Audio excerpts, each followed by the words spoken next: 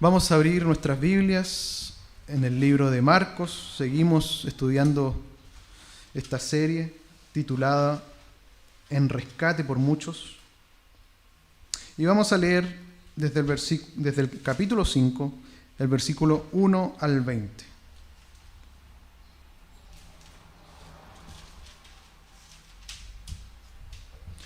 Marcos 5, del versículo 1 al 20. Dice así la palabra del Señor. Fueron a la otra orilla del mar, a la región de los Gadarenos. Apenas salido él de la barca, de repente salió al encuentro, de entre los sepulcros, un hombre con espíritu inmundo. Este tenía su morada entre los sepulcros, y nadie podía atarlo, ni siquiera con cadenas, ya que muchas veces había sido atado con grillos y cadenas, pero él había hecho pedazos las cadenas y desmenuzado los grillos, y nadie lo podía dominar. Continuamente, de día y de noche, andaba entre los sepulcros y por las montañas, gritando e hiriéndose con piedras. Cuando vio a Jesús desde lejos, corrió y le adoró. Y clamando a gran voz dijo: ¿qué tienes contra mí? ¿Qué tienes conmigo? Perdón. Jesús, Hijo del Altísimo, te conjuro, por Dios, que no me atormentes. Pues Jesús les decía: sal de este hombre, espíritu inmundo. Y le preguntó: ¿cómo te llamas? Y él le dijo: me llamo Legión, porque somos muchos. Y le rogaba mucho que no los enviara fuera de aquella región. Allí, cerca de la montaña, estaba paciendo un gran hato de cerdos. Y le rogaron diciendo: envíanos a los cerdos, para que entremos en ellos. Jesús les dio permiso. Y los espíritus inmundos salieron y entraron en los cerdos. Y el hato, como 2,000 cerdos, se lanzó al mar por un despeñadero y se ahogaron en el mar. Los que apacentaban los cerdos huyeron y dieron aviso en la ciudad y por los campos, y fueron para ver qué era lo que había pasado. Llegaron a Jesús y vieron al endemoniado que había tenido la legión, sentado, vestido y en juicio cabal. Tuvieron miedo. Los que lo habían visto, les contaron qué les había pasado al endemoniado y lo de los cerdos.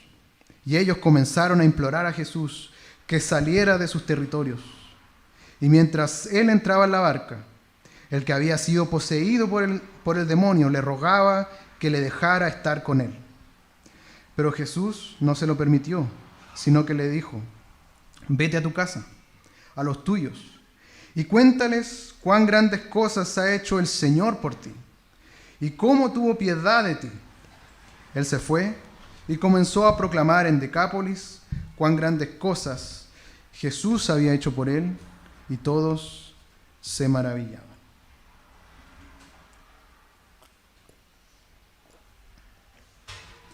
Existen bastantes representaciones en la cultura popular sobre los demonios, ¿no es cierto? Estamos llenos de películas, series, novelas, historias urbanas que nos hablan de lo malvado y terrorífico que son estos seres espirituales. Y aunque esto es ficción, estas ficciones tienen algo de verdad, una parte de verdad, ya que verdaderamente los demonios son malvados y son poderosos, y al igual que Satanás, su fin es destruir, su fin es causar mal. Y esto queda reflejado en esta historia. Un hombre endemoniado, totalmente sumido en la maldad de estos demonios.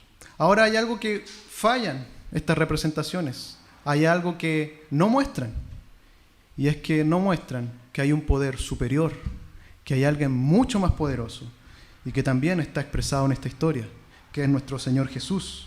De todos los relatos de expulsiones de demonios, este es quizás el de mayor magnitud. Vemos a Jesús frente a una gran cantidad de demonios, pero que sin embargo no son ninguna amenaza para Jesús. En este suceso Marcos nos está mostrando quién es Jesús verdaderamente, que es el Hijo de Dios, que no es un hombre común, que no es un hombre cualquiera. En el relato anterior, la semana pasada, vimos que Jesús tenía poder sobre la creación. Él, con solo una palabra, calmó la tempestad. El cielo, el viento y el mar obedecieron a su voz. Pero ahora, en este relato, vamos a ver que Jesús también tiene poder sobre el mundo espiritual, el mundo sobrenatural. Le obedece este mundo espiritual al Señor. Así que vemos que Marcos está mostrándonos que el poder de Jesús es absoluto, es infinito y está por sobre toda situación y sobre toda área. El tema que vamos a tratar hoy es Jesús, el poderoso libertador. Y lo primero que vemos en este texto es un hombre endemoniado, del versículo 1 al 5. Luego de su agitado viaje con sus discípulos, luego de esta tormenta, de esta tempestad, llegan a esta región, a esta ciudad de Gadara, que correspondía a la región de Decápolis, que era un territorio o una región de 10 ciudades, todas griegas. Por lo tanto, eran gentes gentiles, era un pueblo gentil. Eran personas paganas, no tenían ningún conocimiento acerca del Dios de la palabra, del Dios de los judíos. Y esto queda comprobado porque en el momento en que Jesús expulsa a los demonios, ellos van hacia los cerdos. Y sabemos que los judíos consideraban a los cerdos como animales inmundos. Por lo tanto, era impensado que los judíos tuvieran un rebaño, un hato de cerdos en sus tierras. Y cuando Jesús llega a este lugar, inmediatamente irrumpe este hombre endemoniado. No fue una llegada pacífica, no fue una llegada tranquila, sino que inmediatamente irrumpe, sale al encuentro de este endemoniado, de una manera violenta, con fiereza. Inmediatamente va y corre hacia Jesús. Ahora el texto nos dice que este hombre estaba bajo el poder de un espíritu inmundo. ¿Y qué significa un espíritu inmundo? Significa que era un espíritu moralmente malvado, corrompido, sucio, perverso. Y eso es lo que caracteriza a los demonios. Son malignos, son una fuente de maldad, son una fuente de destrucción. Recordemos que los demonios son ángeles caídos, que siguieron a Satanás en su rebelión contra Dios. Por lo tanto, son seres espirituales poderosos, más poderosos que cualquier ser humano. Y esto queda claro en el relato que nos va dando Marcos. Primero, podemos ver que este hombre estaba atado con cadenas y él desmenuzó las cadenas, rompió los grillos y nos dice que nadie ya podía atarlos con cadenas. Tenía una fuerza física incomparable a cualquier hombre común. También su poder no solo se expresaba en esta fuerza física, sino que también en este poder destructivo hacia este hombre. ¿Por qué? Porque este hombre estaba en los sepulcros, apartado de toda vida social, apartado de toda comunicación social. Andaba entre los muertos, lejos de su familia, lejos de su pueblo. La única compañía que tenía era la compañía de los cadáveres que estaban ahí. Era un excluido de la sociedad. Estaba totalmente bajo este poder destructivo demoníaco. También podemos ver que este poder lo llevaba a la autodestrucción. ¿Por qué? Porque este hombre, como nos dice el versículo 5, se hacía heridas.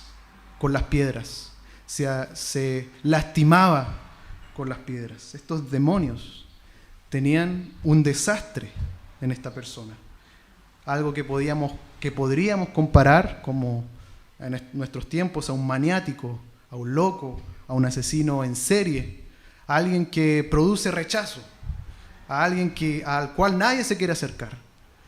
Todos quieren apartarse de él, todos temen de él. Y eso era lo que generaba este hombre, rechazo.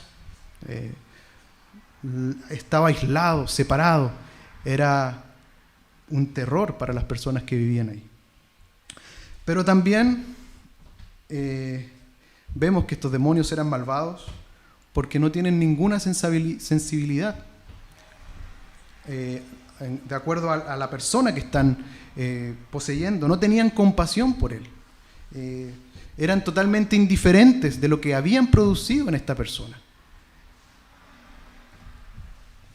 Esta persona era prácticamente un muerto en vida.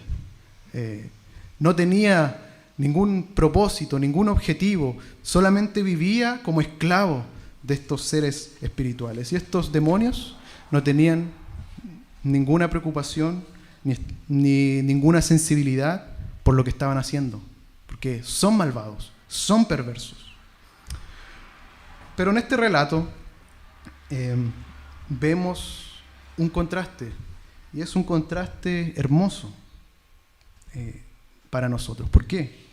Porque a pesar de esta maldad, de esta perversión de los demonios, podemos ver la misericordia y la gracia de nuestro Señor Jesús. Estos demonios tenían totalmente cautivo a este hombre, pero nuestro Señor Jesús tendría misericordia de él y lo liberaría. Pero hay un contraste también aún más claro en este texto. Y es que por un lado podemos ver el poder de los demonios, que sin duda era grande, pero también podemos ver el poder de Jesús, que sin duda no tiene comparación con la de estos demonios. La segunda cosa que vemos en este tema es un poder y autoridad superior.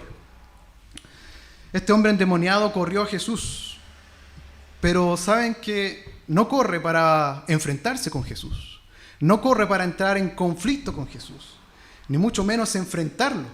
No, vemos que este hombre poseído va donde Jesús y lo primero que hace es adorarle, se postra y le adora. Y luego él clama a gran voz en el versículo 7 y dice: ¿qué tienes conmigo, Jesús, Hijo del Altísimo? Y esta respuesta nos revela dos cosas. Primero, hay frustración en estos demonios. No pueden responder ante Jesús de ninguna otra manera si no es con temor, si no es con reverencia, reconociendo quién es Jesús. Y aunque sean sus enemigos, se ven obligados a reprimir su rebeldía, a reconocer quién era Jesús. Por lo tanto, vemos esta frustración en estos demonios.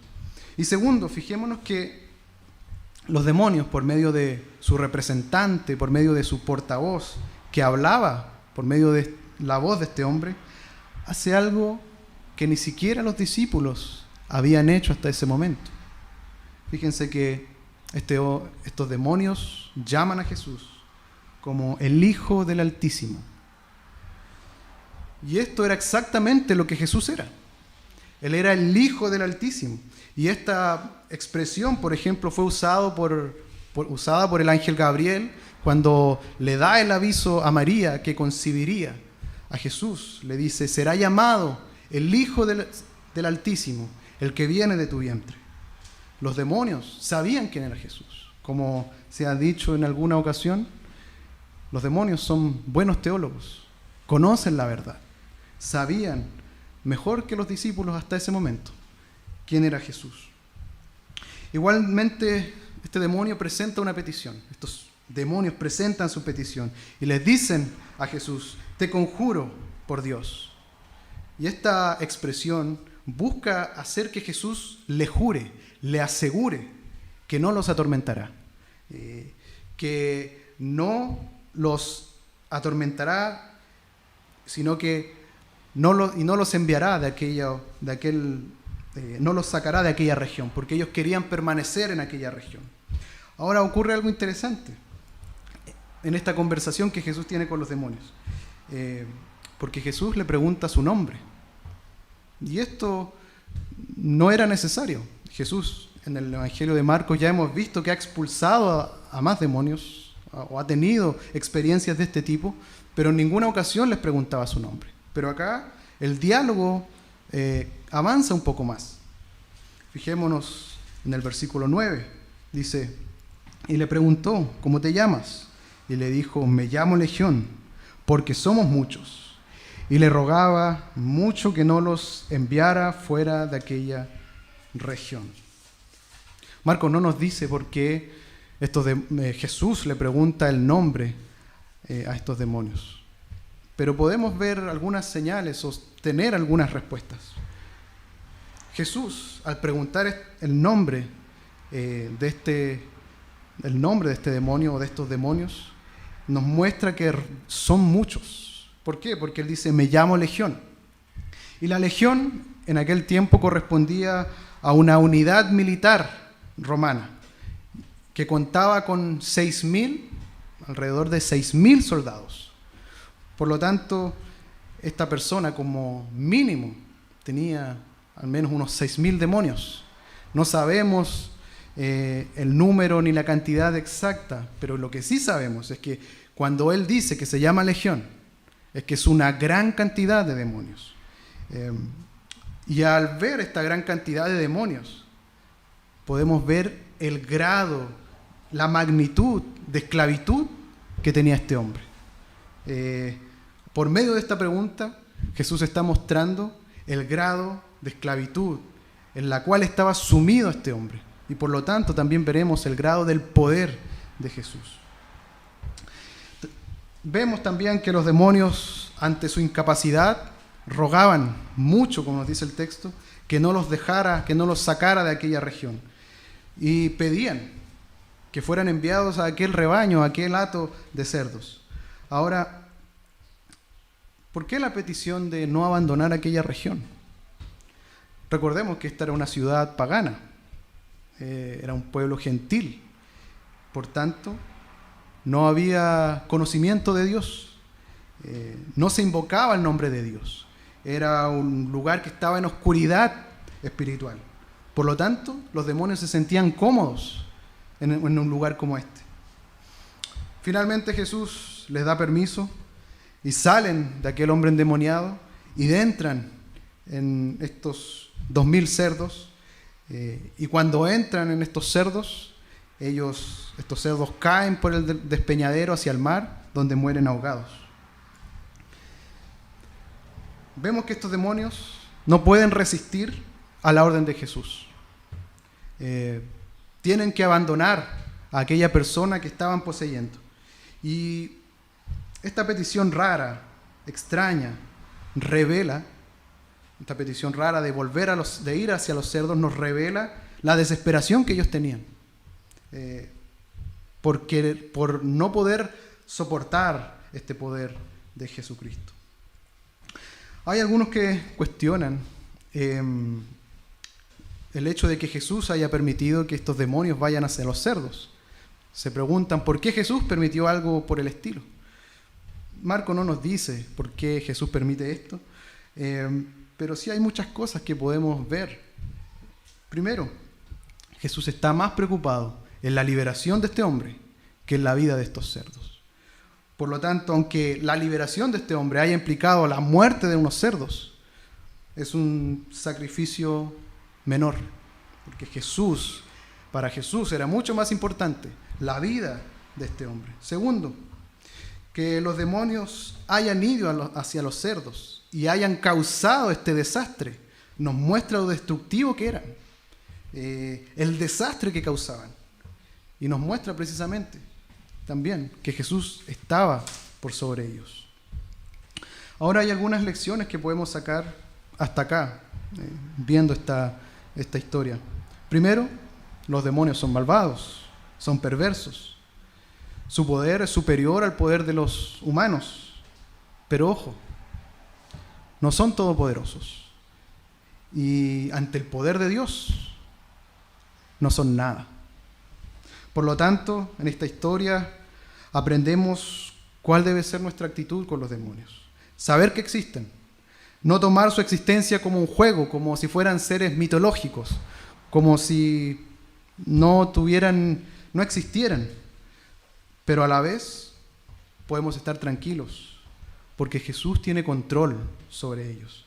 Él los gobierna, y en esta historia vemos que los gobierna a su antojo, como Él quiere. Por lo mismo, hermanos, debemos de tener cuidado, de caer en el error del que caen muchos cristianos, de ver a los demonios y de ver a Satanás en todo lo que pasa, como si fueran omnipresentes, como si estuvieran en todo lo que pasa, en todos los lugares, como si fueran omniscientes, como si conocieran todo lo que pasa, todo lo que sucede, como si fueran el causante de todas nuestras desgracias, de todo lo malo que nos ocurre. Debemos apartarnos de este extremo. Estos seres espirituales son malvados, pero están sometidos a Dios. Por lo tanto, no debemos darle mayor atribución de las que tienen y no debemos temer, porque Cristo Jesús y nuestro Dios los tienen bajo su control. Hay algo mucho más importante que también debemos de ver. Es que Jesús no hace ningún esfuerzo para expulsar a estos demonios. Él los vence. Ellos temen, ellos ruegan delante de Él. Son incapaces, son impotentes. Jesús les ordena y ellos obedecen. Estoy seguro que muchos de ustedes han visto alguna historia o alguna película del género de superhéroes, por ejemplo. Y en estas historias, en estas películas, el superhéroe siempre es alguien poderoso, es alguien que tiene poder. Y aunque hay villanos que también son poderosos, el superhéroe siempre vence, siempre domina, siempre es más poderoso que el villano. Pero fíjense que en esta historia, que es real y que lo otro es ficción, esta historia es mucho más impresionante. Porque Jesús se está enfrentando a un ejército de demonios, miles de demonios, pero no son ninguna amenaza para nuestro Señor Jesús. Ninguna ficción tiene comparación con la realidad de que Jesús es todopoderoso. Jesús hace frente a este ejército y los humilla. Y al ver esto, solo podemos concluir que no hay rivales para nuestro Dios. No los hay. Cualquiera que intente hacerle frente a Jesús está perdiendo su tiempo y sus días están contados. Cualquier cosa que pretenda ser una amenaza para nuestro Señor Jesús no es nada para Él. Por lo tanto, podemos ver que Jesús, por Él, por quién es Él, no debemos de temer. Todos los hombres tienen miedo. Nosotros hemos tenido miedo muchas veces. Tal vez tenemos muchos miedos. Pero los hijos de Dios tenemos un gran consuelo. Este consuelo es Jesús. Porque Él está con su pueblo. Porque su poder es infinito. Y podemos confiar en Él. Saber que si estamos en su voluntad, si somos sus hijos, podemos estar confiados de que nada es superior a Él, nada es más fuerte que Él, nada es más poderoso que Él. Tenemos ese consuelo, tenemos esa esperanza. Y por eso, nosotros como sus hijos, le adoramos. Por eso nosotros decimos que no hay nadie como Él, que Él es incomparable, que Él es todopoderoso, que Él es suficiente. Otra cosa que aprendemos o que vemos en esta historia es una ciudad atemorizada de este poder. La historia continúa y los que apacentaban cerdos fueron testigos de lo que pasó. Ellos vieron lo que Jesús hizo y lo que los demonios hicieron con estos cerdos. Y ellos corrieron a la ciudad para dar aviso de lo que había pasado. Rápidamente la gente de la ciudad llega a aquel lugar y comprueban con sus propios ojos lo que había pasado. ¿Y qué es lo que ven? Versículo 15. Llegaron a Jesús y vieron al endemoniado que había tenido la legión, sentado, vestido y en su juicio cabal. Estos hombres estaban siendo testigos de un verdadero milagro. Conocían a este hombre, lo habían visto, trataron de encadenarlo, trataron de dominarlo, temían de esta persona, tenían terror de él, pero ahora lo veían sentado, consciente, ya no como alguien loco, ya no como alguien desquiciado que se hace heridas, que se golpea a sí mismo, sino en su juicio cabal. Pero estas personas, lejos de maravillarse con lo que estaban viendo, tuvieron una respuesta de rechazo. Versículo 15b al 17 dice: tuvieron miedo. Los que lo habían visto les contaron qué le había pasado al endemoniado y a los cerdos, y lo de los cerdos. Y ellos comenzaron a implorar a Jesús que saliera de sus territorios. Ellos comenzaron a implorar a Jesús que saliera de sus territorios. Después de ver un milagro como este, nosotros esperaríamos un gran avivamiento, ¿no es cierto? Que las personas se convirtieran, se acercaran a Jesús, se alegraran por lo que había pasado, por la recuperación de este que era su vecino, aquellos que él conocían. Pero ¿cuál fue su respuesta? En cambio, estas personas mostraron un rechazo hacia Jesús, un rechazo inmediato. Inmediatamente le rogaban que se fuera. Vemos que el texto nos dice que tuvieron miedo. Probablemente este miedo fue impulsado por la pérdida de sus animales, de sus cerdos. Y lo que debió haber sido motivo de alegría para ellos, motivo de gozo, al ver a este hombre sanado, recuperado, se convirtió en un motivo de tragedia. Y tuvieron resistencia contra Jesús y querían que Jesús se vaya de ese lugar.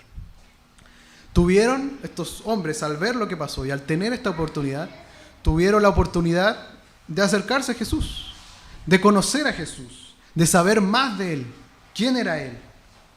Pero su actitud no fue esa. Tal vez pensaron: este hombre es un peligro para nosotros. Nos ha quitado a nuestros cerdos, nos ha quitado a nuestros animales. ¿Qué más ocurrirá si permanece con nosotros? ¿Qué más nos puede pasar si Jesús continúa, si esta persona continúa con nosotros? Tuvieron miedo, querían que se vaya. Finalmente su respuesta fue rogarle a Jesús que se fuera. El asombroso poder de Jesús tuvo un efecto contrario en estas personas. Ninguno de ellos pudo haber negado el poder de Jesús. Tenían la evidencia a la vista. Este hombre estaba recuperado. Este hombre estaba sanado. Pero ellos, en sus corazones, siguieron fríos, indiferentes a la presencia de Dios. Ellos, con esta decisión, estaban tomando una decisión. Estaban eligiendo seguir en la oscuridad. Recordemos que los demonios querían no salir de esta región, no salir de este lugar. Y estas personas estaban queriendo que Jesús se vaya de aquel lugar. Por lo tanto, estas personas estaban rechazando la luz, alejándose de la luz y permaneciendo en la oscuridad, permaneciendo en la dureza de su corazón.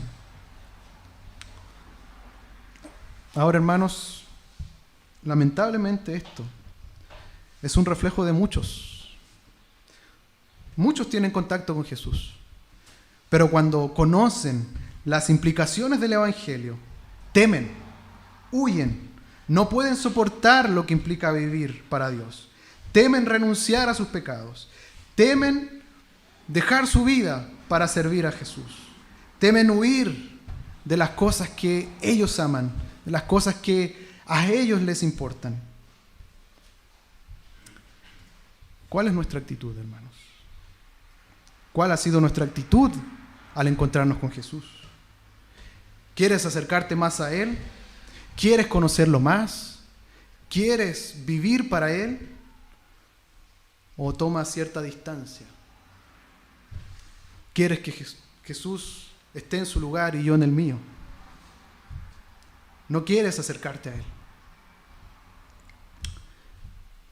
Podemos estar en una iglesia, podemos frecuentar la iglesia, pero esto no quiere decir que Cristo Jesús es el Rey de nuestro corazón, que Cristo Jesús es el dueño de nuestras vidas y de que nosotros vivimos y servimos y tenemos una relación estrecha con Él. Podemos caer también en este rechazo, rechazando la verdad, solamente oyéndola, pero no abrazándola, ni aplicándola a mi corazón.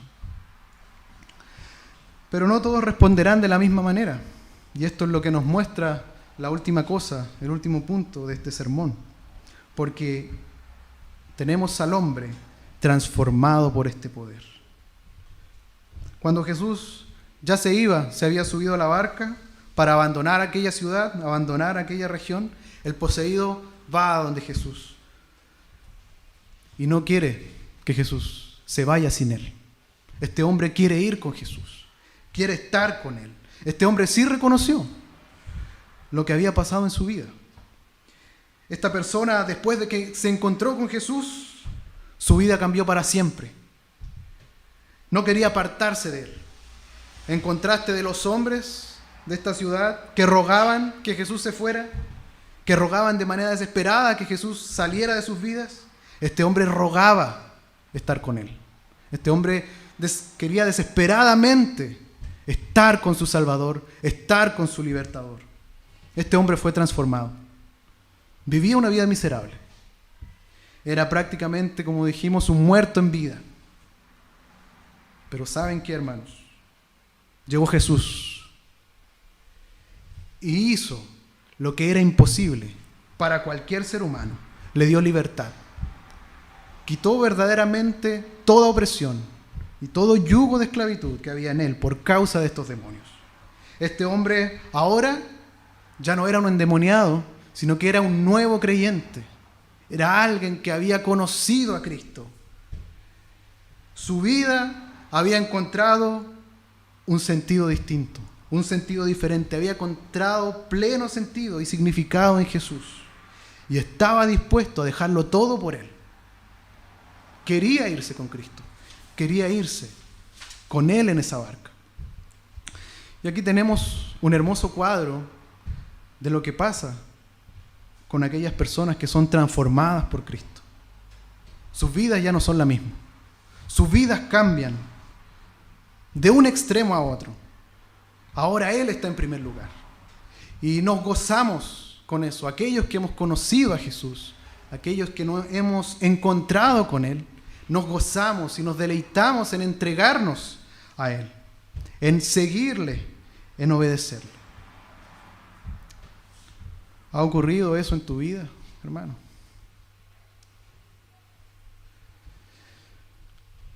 Cada uno de los que hemos recibido a Cristo, que hemos tenido este encuentro con Él,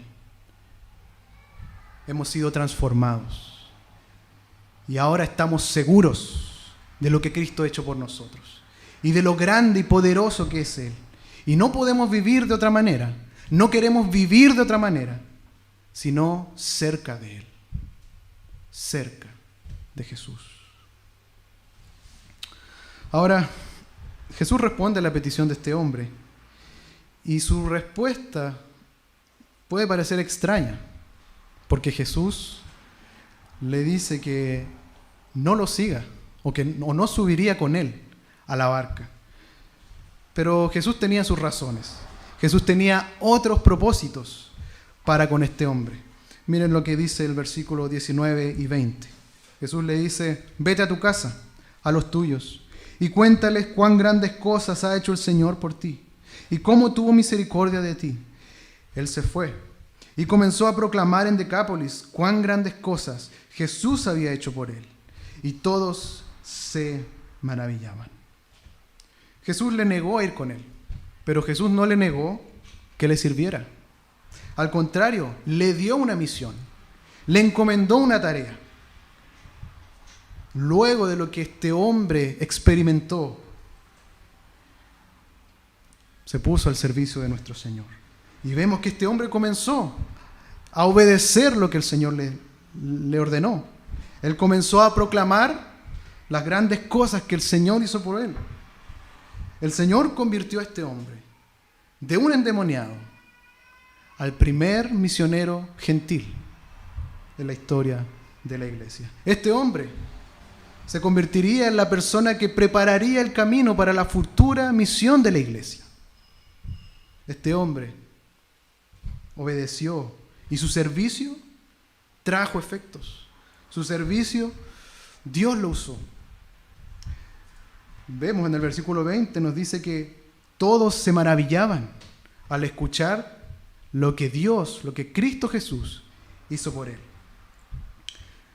Más adelante en el Evangelio de Marcos, en el capítulo 7, Jesús llega a esta región. No a esta misma ciudad, pero sí a la región de Decápolis. Y al llegar, hay gente que espera conocerlo. Gente que está admirada de él. Gente que está admirada de escucharle y de ver sus milagros. Muy probablemente estas personas escucharon a este endemoniado transformado dar testimonio de lo que Jesús hizo en su vida. Dar testimonio de que este encuentro con Jesús fue un cambio radical en su vida.